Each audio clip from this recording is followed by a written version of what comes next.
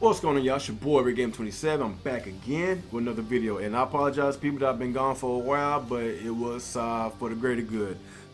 Yes, I just got my newborn baby. Wife finally at the hospital. Baby's healthy and everything, and it's a blessing to have another child to take care of. He's a beautiful boy. You do follow him on Facebook or Twitter. I did post some pictures on there if you want to look at my son. Beautiful baby. I'm just blessed to have another child. But yes, I just want to talk about some Xbox. And Phil Spencer, he's back at it again, talking about the toxicity in the gaming community, talking about how a lot of these people is, and saying that one person can ruin for everybody, you know, on how toxic they are. That's just how people are. It's just internet trolls. You can't run from internet trolls. That's just how they are, you know. But the deal with this is, like, he talked about this about two years ago or something like this. Yes, we know Phil Spencer, he does not like fanboys.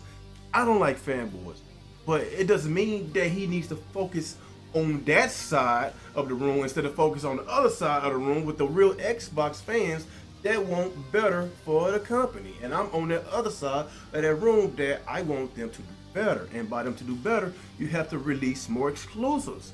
Like, that has been their Achilles heel for the past few years. And like the 2015 E3, I thought that was like their best E3, because that's when they showed a lot of these games, like the Sea of Thieves and the Crackdowns, and you know, and was it Recore? I think Recore was shown, and Gears 4 and Scalebound. Like, it was some good games that came out of E3 2015, whatever. And of course, 2015, I believe, what came out that year? 2015. I think Rise of Tomb Raider came out that year. Halo 5 came out that year, so it was okay. 2015 was a decent year, you know. But after 2015, 2016, and 2017 has been a drought because of all those games that they shown at that 2015 E3 has continuously and got delayed. So 2016 was a horrible year as far as exclusives, and at the end of the year, what we got Gears 4, but it took about 10-11 months to get that game. And the next year, like in 2017, like, it's just, oh my god, it's just terrible. Of course, you get a Forza game every year, but if you want to look at the Xbox lineup as far as exclusives, if you compare it to the PlayStation lineup, it's like night and day, man. It's terrible on the Xbox side. And for Phil Spencer continuously, and you know, devoting his time talking about fanboys or fuckboys, it pisses us off, us real Xbox fans that want better, that want more games. And I still just don't understand on how Microsoft have more money than Nintendo and Sony combined, and yet they still struggle at this. This is so simplistic. It's common sense. If you keep losing NPDs, in which they lost another month NPD in America, in which this is their home turf. Their home turf. This should be an embarrassment to Microsoft. This should be an embarrassment. Two Japanese companies still kicking y'all asses in America. That's just embarrassing. It's just, I don't know what else to say, man. And people still don't know why. They still don't know why the Switch and PlayStation 4 keeps outselling the Xbox. Like, come on, man. If you still don't get it, you are an idiot. That's why exclusives matter, man, because you have games that you can play on a certain console and you can't play on the other console. Of course, people are gonna buy that console to play the exclusive. And that's the problem with the Xbox console, because there's the third-party games that I play on my Xbox, you can also play it on your PlayStation. Like, if PlayStation is your console of choice, then there's no need to buy an Xbox, because there's not that many exclusives on this device. And it ain't just about the exclusives, it's the quality of the exclusives. Like, the best exclusives that came out on the Xbox One was Gears, Halo, what else? Sunset Overdrive, in which these fanboys didn't even support, but whenever it was free on the Games of Gold, they all of a sudden it's the best game ever. Like, that just pisses me off. A lot of these guys, they don't even support their exclusives, but they wait until the games go for on the go, when you get it for free, you know, every month, whatever. Or these games go on Game Pass. Now we got the Game Pass, and a lot of these Xbox are not gonna support these games, because you know why? They're gonna wait until it go on the Game Pass. That's one of the biggest issues I had with the Game Pass, especially when Microsoft said they're gonna put all their new games, their new exclusives from now on the Game Pass, in which I still think is a big mistake. And just look at them right now. They going to like, I just don't want to keep talking trash about the Xbox because I like the Xbox brand, but the direction that they are going, I just don't know what else to say, man.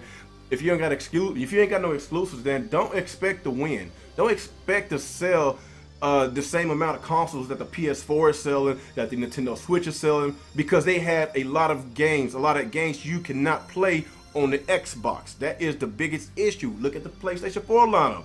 Like, they blow Microsoft out the water again this year when it comes to exclusives. Like, it was a Shadow Colossus, a PS2 remastered that just came out like a couple of weeks ago.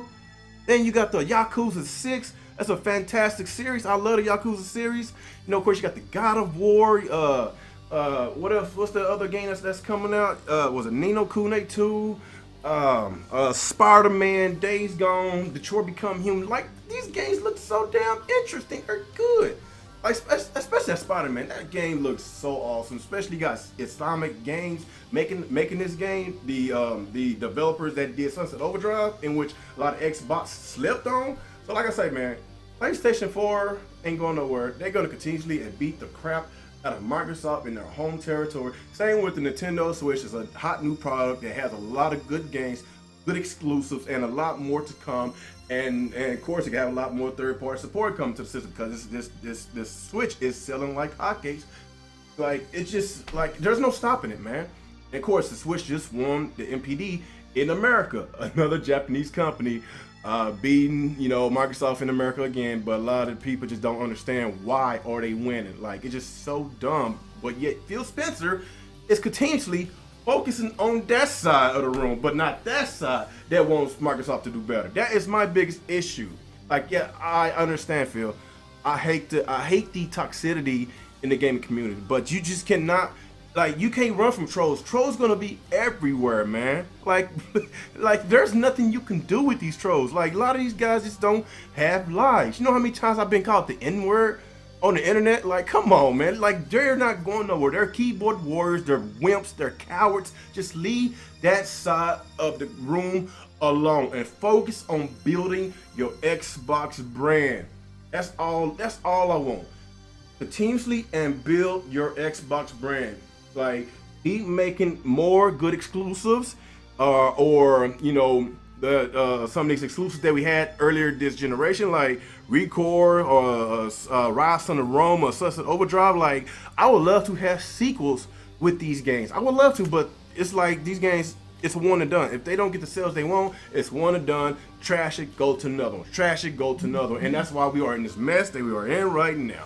So anyway, guys, y'all just give me your thoughts and y'all opinions on how y'all feel about this situation, man. Phil Spencer, he's still worried about Fanboys, but no, I'm not worried about you know, what's more important is building your brand, because we still are in this same mess again. Because last year with the PlayStation, they had all those good games that came out towards the first half of the year, and the Xbox had nothing. He's over there still worried about Fanboys, but not worried about having exclusives on the Xbox to make the Xbox fan happy. But yet we still getting all these backwards compatibility games like Vanquish. Don't get me wrong, Vanquish is like a good game. I'm gonna buy the game myself because I hadn't played the game. But I'm just saying, new games. It's like they focusing on more backwards compatibility games than new games. That is my biggest issue. So y'all just give me your thoughts and your opinions on how y'all feel about this in the comment section below. Like, comment, subscribe to my channel, follow me on Twitter and Facebook, and once again, it's your boy RealGame27, and y'all have a good day. Peace out.